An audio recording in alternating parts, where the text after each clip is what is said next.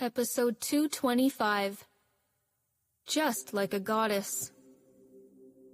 Jake paid no attention to the policewoman and walked to the driver's side, holding his car key. The policewoman grabbed his sleeve and bristled. "Mr. Robinson." There was not much of a change on his face. Looking at her hand coldly, he said quietly, "Sitting in the car is Mrs. Robinson. If you are intending to assault me in front of my wife, I am afraid it is not appropriate in the eye of the law. Is it?" She hadn't expected him to say this. Immediately releasing his arm, her expression changed. "Please wait!" Then she stepped forward and cried, "Bring them over!" She put a hand on the hood of the car, not letting him go. Other police officers quickly took the two suspects and brought them over. The policewoman said to Serena, "The last time we met was unfortunate, but the men involved in that chase were dangerous. Since you were held as hostage last time, you should recognize the voice and body type of the suspect. Look at these two. Any of them a match?" Serena did not get out of the car. After looking at the two people for a while, she shook her head. "Not them." "How can you be so sure?" "The person who took me was at least 6 feet tall and very strong. He was broad and with the strength he had held onto me only showed that he must work out often. These two people are at least 2 inches shorter than him. That person was very calm, unfazed, not scared." As she said that, the policewoman looked at the two people unconsciously. These two people were obviously not very mature in mind. Faced with so many police officers and guns, they had been shivering. The two young people who were detained glanced at Serena gratefully.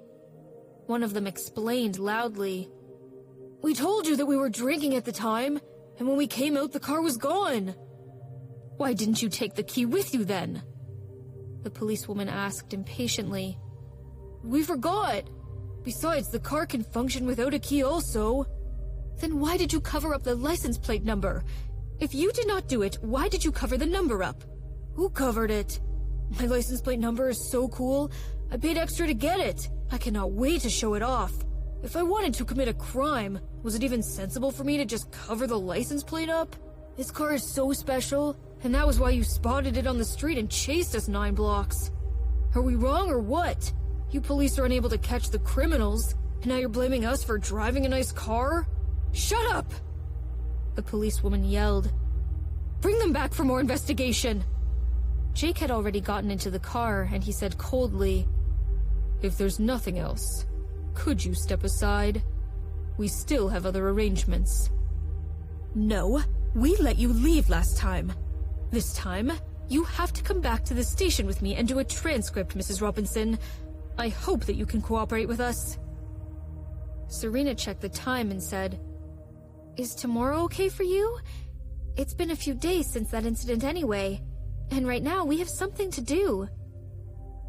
The policewoman was going to refuse when another police officer came up and whispered, "Don't cross Jake Robinson.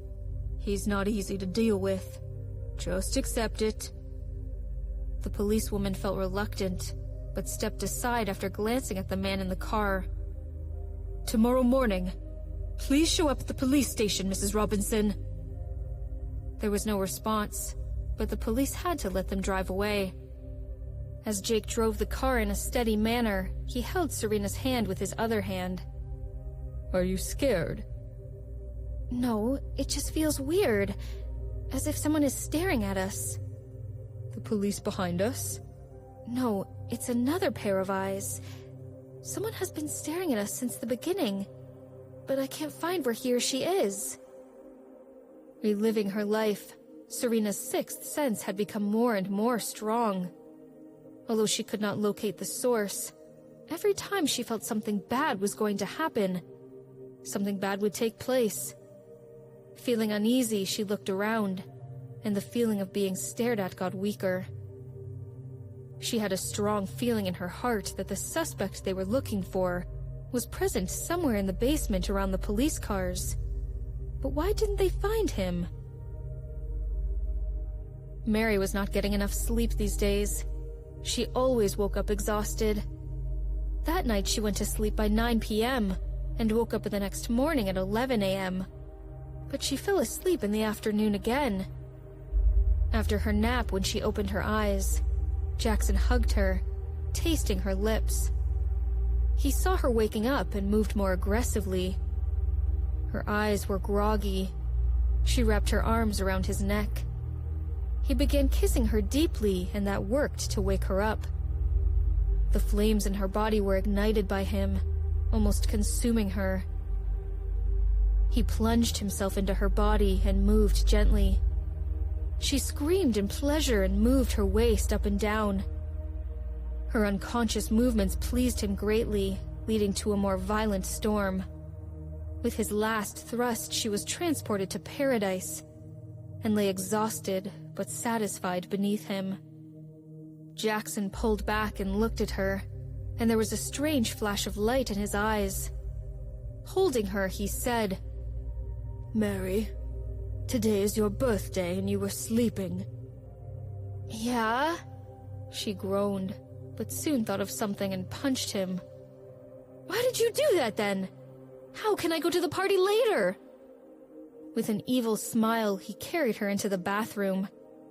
While helping her take a shower, he silently counted the time. She noticed that he was absent-minded, so she reached out and poured a handful of water on his face and asked, "What are you thinking?" Jackson turned his head back fiercely and threw her into the bathtub, tickling her waist with his big hands. "Are you looking to start a war?" Tickled by him, she laughed and caught his hands, crying, "Go away! I'm dying here!" He snorted and pulled her up. Gritting his teeth, he said, "I will deal with you tonight." She smiled, cleaned herself up, and ran out. She chose a red maxi dress with a collar and long sleeves.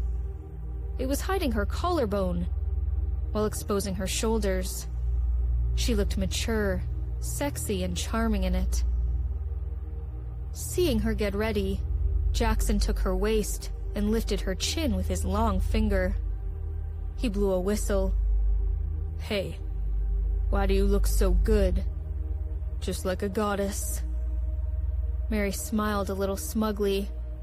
Holding his head, she winked at him and said, "I am a goddess, who will extract your life essence and make you die an ugly death." "Dying a divine death makes one a romantic ghost." Jackson turned her over and threw himself on top of her.